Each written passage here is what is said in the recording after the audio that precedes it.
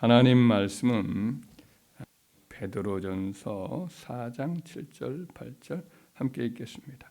만물의 마지막이 가까이 왔으니 그러므로 너희는 정신을 차리고 근신하여 기도하라. 무엇보다도 뜨겁게 서로 사랑할지니 사랑은 허다한 죄를 덮느니라. 아멘.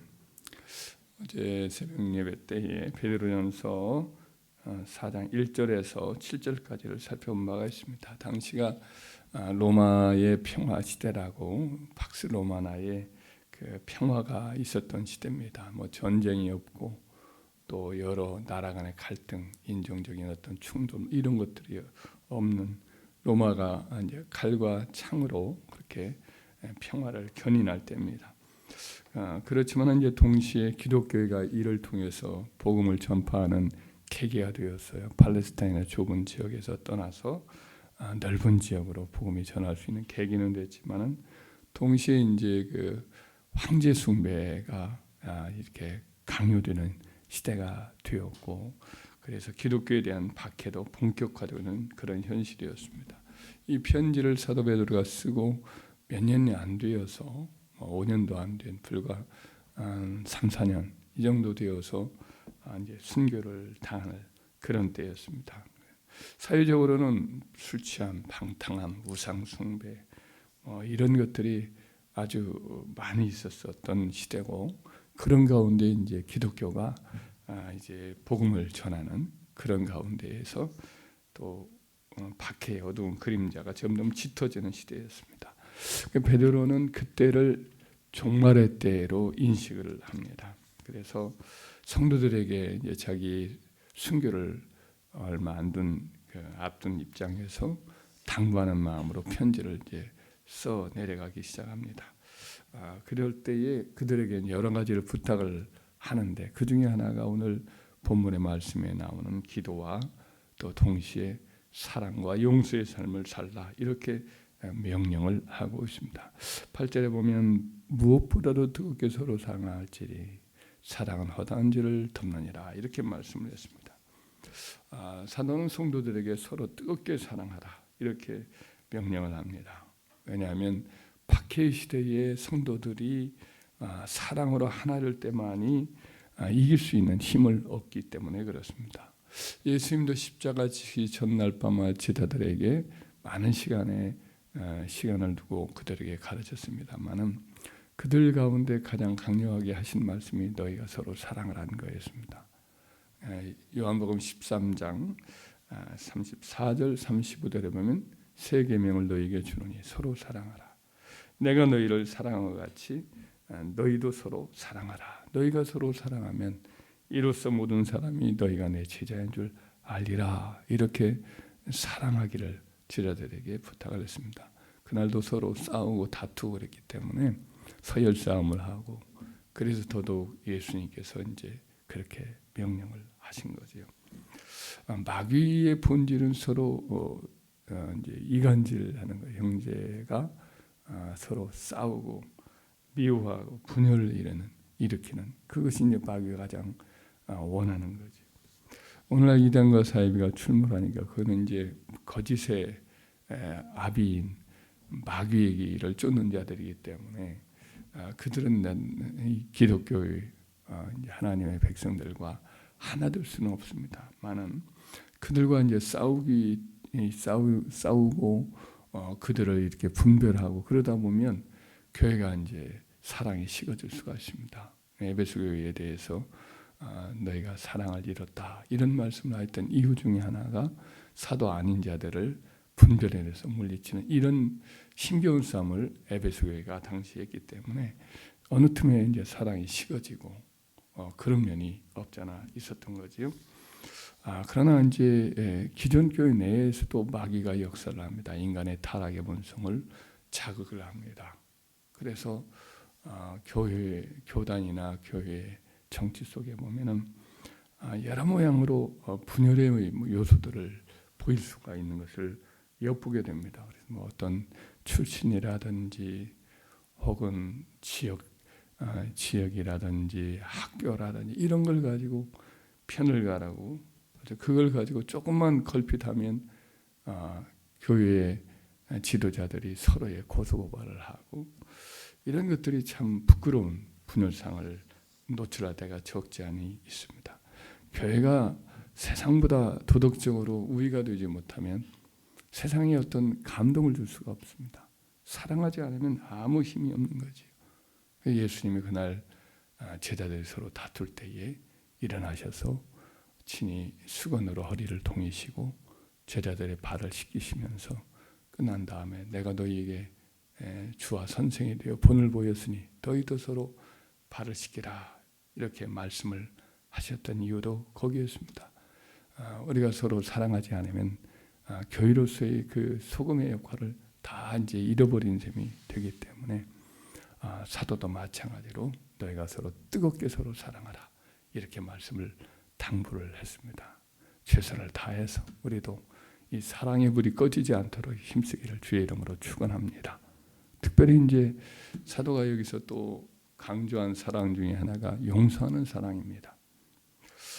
용서하는 사랑 여기에 대해서 강조하고 있습니다. 여기 사랑은 허다한 죄를 덮느니라 이것이 이제 용서를 가리키는 거지. 잠언 10장 10절의 말씀에 보면 미움은 다툼을 일으켜도 사랑은 모든 허물을 가리느니라 라고 말씀을 하고 있고 잠언서 17장 9절에도 허물을 덮어주는 자는 사랑을 구하는 자요 그것을 거듭 말하는 자는 친한 것을 이간하는 자니라. 어떤 허물과 잘못이 있으면 자꾸 이걸 들추어내서 입에 올리는 것은 이것은 이제 이간질하는 그와 같은 일이다라고 말씀을 합니다. 사랑의 송가인 고린도전서 13장 말씀에 보면 사랑은 무엇인가? 사랑은 모든 걸 참으며 모든 것을 믿으며 모든 것을 바라며 모든 것을 견디느니라. 사랑은 언제까지나 떨어지지 아니하되라고 말씀을 하고 있습니다. 사랑은 모든 것을 참고 견디고 또 믿어주고 또 소망을 품고 또 그 사랑에 끝까지 샘솟도 끊어지지 아니하는 이와 같은 것이 사랑이다라고 말씀을 하고 있습니다. 아마 사도 베드로가 그 당시 이와 같은 것을 요청한 것은 교회 내에 이와 같은 위기가 있기 때문에 사랑의 위기가 있기 때문이 아닌가. 박해를 당하는 그와 같은 교회 가운데 이제 그 교회 공동체에 해를 끼치는 사람들도 많이 일어났겠죠. 밖에서도 그렇고 교회를 아주 신자들 아주 미워하는 그런 사람들 고발하기도 하고 로마 당국에 이것을 이르기도 하고 뭐 그런 사람들이 많이 있었겠지요. 기독교인이라는 이유 하나만으로 이제 그와 같이 미워하고 박해하고 인격적인 모멸감을 던져주고 직장에서 내어줬고 뭐 이런 일들이 많이 있었을 것입니다. 또 교회 내에서도 그런 일들이 이제 하도 박해가 심하니까 그런 일들이 있었고 상처를 주는 일들이 많이 있었을 겁니다. 그래서 그와 같은 경우를 특별히 말씀하면서 사랑은 허다한 죄를 덮는다라는 말씀을 사도가 가르치면서 용서하고 덮어주라 이렇게 말씀을 한 겁니다. 용서해야 될 이유 중에 이제 하나는 사도 우리 예수님도 용서를 굉장히 강조를 했어요. 특별히 기도하는 사람으로서 이제 기도와 관련되어서 하나님 백성이 기도하는 사람은 반드시 용서하는 마음을 품어야 한다. 그래야 이제 하나님께 이제 상달이 된다. 이런 취지의 말씀을 종종 많이 하였습니다. 마태복음 6장 14절 19절을 보면 주기도문을 가르치면서 주님께서 이렇게 곧장 이어서 한 마치 주기도문과 하나처럼 그렇게 붙여서 말씀을 하기를 너희가 사람의 잘못을 용서하면 너희 하늘 아버지께서도 너희 잘못을 용서하시려니와 너희가 사람의 잘못을 용서하지 않으면 너희 아버지께서 너희 잘못을 용서하지 아니하시리라. 주기도문을 이렇게 기도하라 가르친 다음에 이 말씀을 바로 첨부하지요. 그러니까 아무리 이런 기도를 해도 주님이 가르친 기도를 한다 해도 용서의 마음을 품지 아니하고 앙금을 품고 있으면 너희도 역시 하나님께 용서받지 못할 것이다. 이 기도가 이제 헛수가 된다는 것이죠. 예수님이 또 무화과나무에서 무화과나무를 저주한 적이 있습니다. 열매가 없으니까. 그 열매 중에 하나도 이제 사랑과 용서겠지요. 그 열매를 맺지 못하는 나무를 이렇게 이제 저주를 했어요. 이스라엘 나라가 이제 무화과나무, 포도나무로 비유되긴 했는데, 그와 같은 나라가 있었지만 열매를 맺지 못하니까 예수님이 네가 다시는 열매를 맺지 못하리라 이렇게 저주를 했더니 다음날 아침에 제자들 지나가면서 보니까 뿌리부터 말랐어요. 깜짝 놀라서 예수님께 말씀하니까 예수님이 그때 기도에 대해서 이야기를 합니다. 그러면서 이런 말씀을 합니다. 하나님을 믿으라. 내가 너에게 이르노니 누구든지 이 산들어 들려 바다에 던져지라 하면 그 말하는 것이 이루어질 줄 믿고 마음에 의심하지 않으면 그대로 되리라. 그러므로 내가 너에게 말하노니 무엇이든지 기도하고 구하는 것은 받은 줄 믿으라. 그러면 너에게 그대로 되리라. 서서 기도할 때에 아무에게나 혐의가 있거든 용서하라. 그리하여 하늘에 계신 너희 아버지께서 또 너희 허물을 사하여 주시리라. 만일 너희가 용서하지 아니하면 하늘에 계신 너희 아버지도 너희 허물을 사하지 아니하시리라. 계속 기도와 용서의 그 자세가 결부되어서 예수님이 가르치는 것을 보게 됩니다. 주기도문 자체 내에서도 우리가 우리의 죄를 사하여 준 것 같이 우리가 우리의 죄 지은 자를 사하여 준 것 같이 우리의 죄를 사하여 주옵시고 이렇게 말씀도 하는 것도 같은 원리지요. 그래서 용서하는 사랑은 기독교 신앙의 핵심 가치인 거죠. 점점 거칠어지고 또 예의가 없어지고 남의 것을 함부로 빼앗고 사람들의 이익이나 감정에 대해서 무감각해지고 가치관이 완전히 전도되어서 공감할 수가 없는 그런 사람들이 많아지고 있는 것은 사실입니다. 우리가 이런 시대를 살아가면서 우리 마음이 상하고 힘들기 때문에 우리 마음이 이제 식어지고 경계심으로 가득 차고 그러게 쉽습니다. 그렇기 때문에 우리 주님께서 이와 같이 서로 뜨겁게 서로 사랑하라, 또 서로 용서하라 이렇게 말씀을 하셨는데 이것이 이제 세상을 이기는 힘이고 우리 자신의 신앙을 지키는 또 보호막이 되기도 하고 또 이를 통해서 세상을 품고 변화시키는 힘이 바로 여기에 있는 거지요. 기독교 국가의 박해 국가였던 로마가 결국에는 3세기 만에 기독교 국가로 바꿔지거든요. 그 저력이 힘이 무엇냐?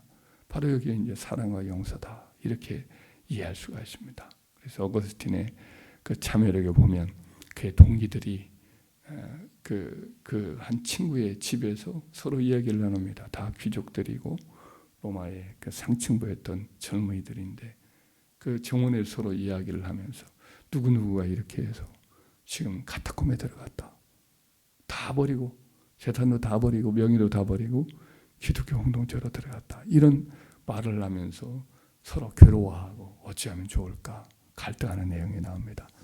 그때 이제 어거스틴도 책을 집어 읽으라 라는 말을 들으면서 그 말에 순종해서 책을 집어 읽었더니 그것이 로마서 글이었기 때문에 그 말을 읽으면서 그가 이제 회심을 하고 하나님께로 돌아오는 예수님께로 돌아오는 그런 내용이 담겨 있습니다. 그러니까 그때 당시에 로마의 젊은이들이 그 황량하고 인간의 환멸을 느끼고 세상에 대해서 뭔가 괴로워하고 그때에 그들을 맞이할 수 있는 자리 카타콤이라고 지하 묘소에 끝없이 펼쳐져 있는 그 박해를 피하여 들어간 기독교 공동체에 대해서 위로를 얻는 거예요. 소망을 얻는 거예요. 그것이 곧 사랑과 용서의 자리였기 때문에 그렇게 된 줄 믿습니다. 기독교 국가가 된 까닭의 저력은 바로 초대교회가 됐던 사랑의 힘, 용서의 힘이었던 거죠. 오늘 세상을 바꿀 수 있는 힘이 어디에 있느냐? 바로 사랑과 용서의 능력이다 라고 다시 한번 기억하면서 성령께 이와 같은 은혜를 달라고 기도하는 저와 여러분 되기를 주의 이름으로 축원합니다.